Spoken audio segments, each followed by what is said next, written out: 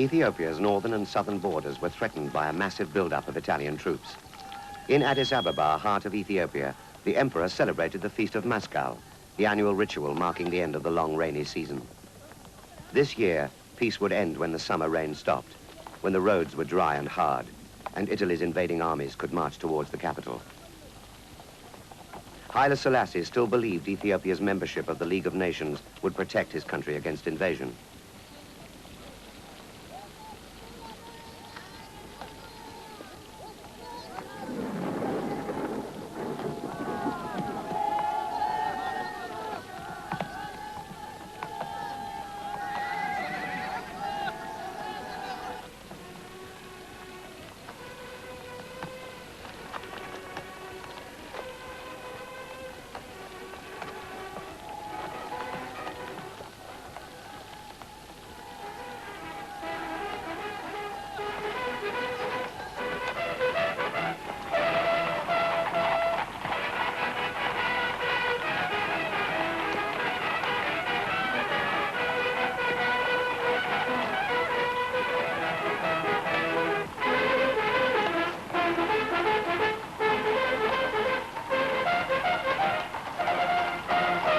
New recruits joined the Imperial Guard, the elite of Ethiopia's armed forces, trained in Western warfare by Western advisors.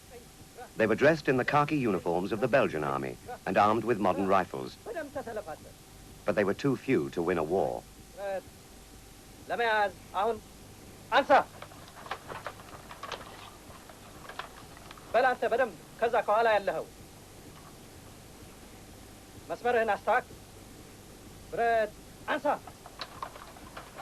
What if he heat can gra Ramad the Batin Nishata Kohala Leho gra on the Botazagat can hola Zur I much finish because the Hatashala Masras Mawakara Labach. War propaganda had revived the heroic Roman legend. A new sense of national identity was being created, uniting all classes, young and old, in the spirit of a fascist adventure.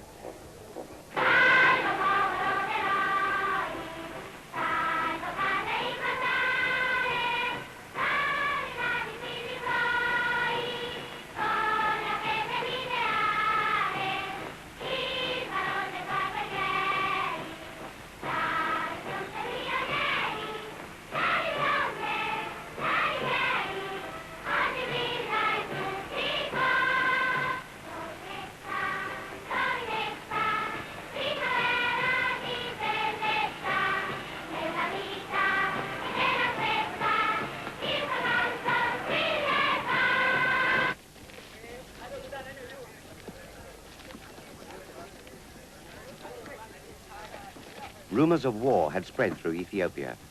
Warriors flocked to Addis Ababa to pledge their support to Haile Selassie. The fate of the empire would rest with these fearless, badly armed, barefoot warriors, dressed in their white cotton shamas, marching in the independent armies of the powerful feudal chiefs, the 6 great races.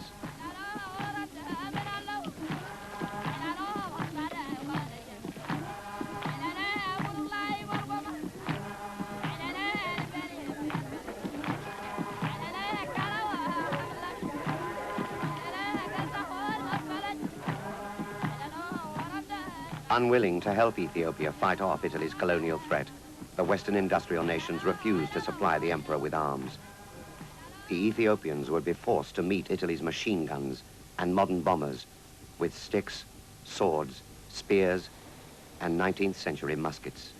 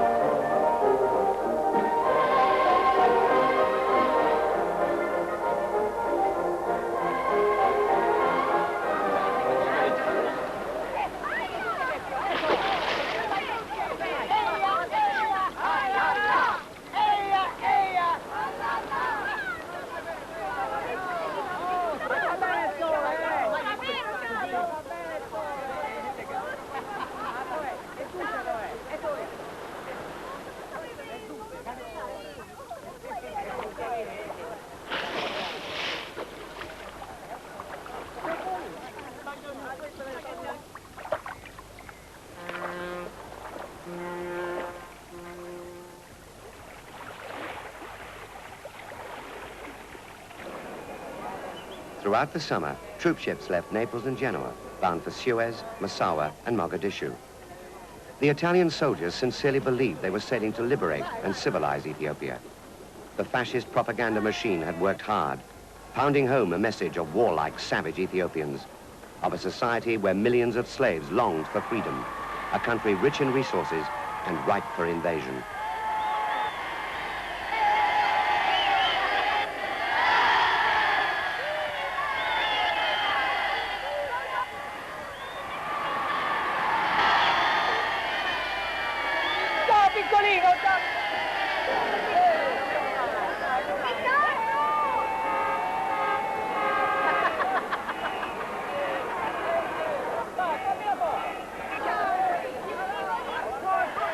The Italian poor and the unemployed were promised a place in the sun with free land and an easy fortune in the conquered empire. The mechanical power of Italy's armory was Mussolini's guarantee of a quick, clean war with few Italian casualties. As the Chemical Warfare Service shipped poison gas to Eritrea, Mussolini promised his soldiers a war without tears. The Red Cross received Queen Elena's blessing and sailed to tend the wounded.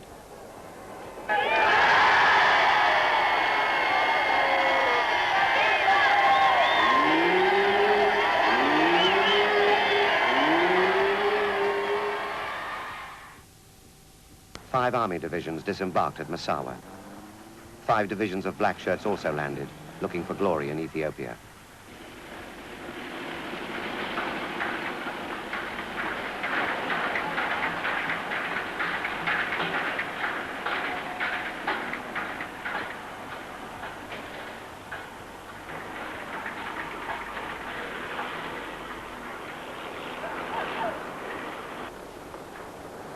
War materials flowed steadily from Italian industry to the ports of Massawa and Mogadishu. Boats queued at the docks, waiting to land supplies for the most powerful army Africa had ever seen. 6,000 machine guns, 150 tanks, 700 pieces of artillery, 150 aircraft, and huge supplies of ammunition passed through the docks before the invasion began. During the next 6 months, the shipments of men and armaments would increase 4 times.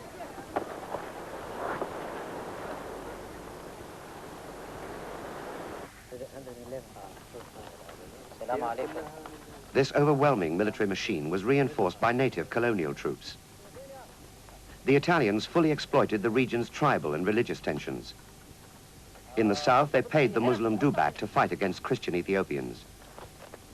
In both Somaliland and Eritrea, the courageous Askaris were recruited to the Italian cause and trained as a frontline fighting force for the invasion of Ethiopia. By September, Italian positions were established along the Ethiopian borders. A telegram from Mussolini reached Supreme Commander General Emilio De Bono in Eritrea. Order you to attack at dawn on 3rd. Repeat, 3rd October.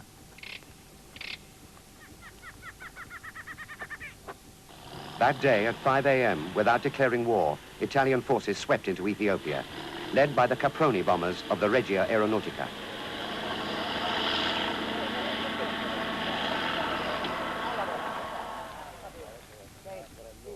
Among the fascist celebrities who came to win easy honor in the African War were 2 distinguished volunteers, Il Duce's own sons, Lieutenant Vittorio Mussolini and his younger brother Bruno.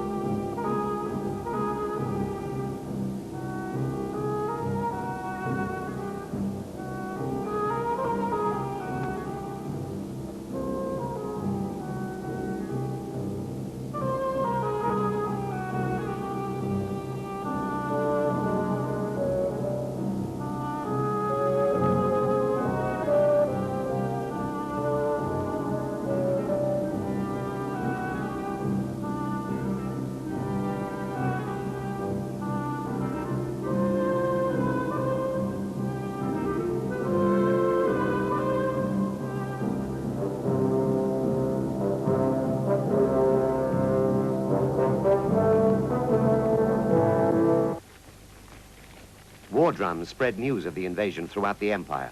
The warlords and chiefs assembled their tribal armies and marched to Addis Ababa. Ethiopia's feudal chiefs were often at war with each other. Now they united to fight off the invaders. Many of them had fought the Italians once before and won. In 1896, Ethiopian warriors had destroyed the Italian army at the Battle of Adwa. They were sure they could humiliate Italy again.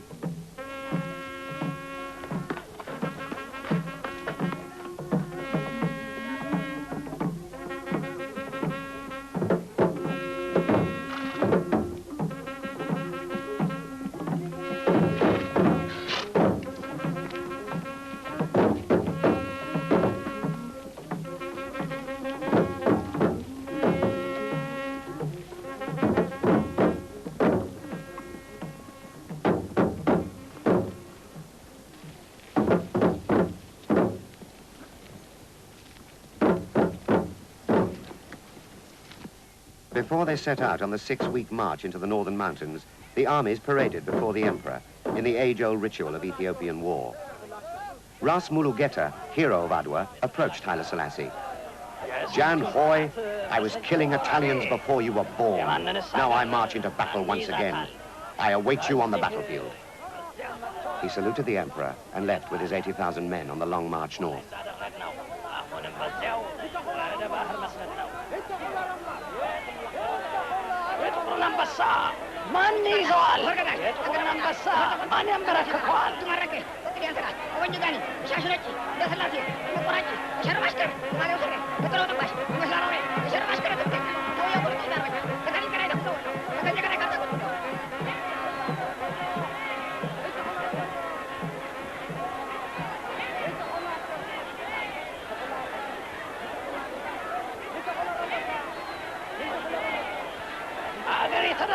يتلقمت نو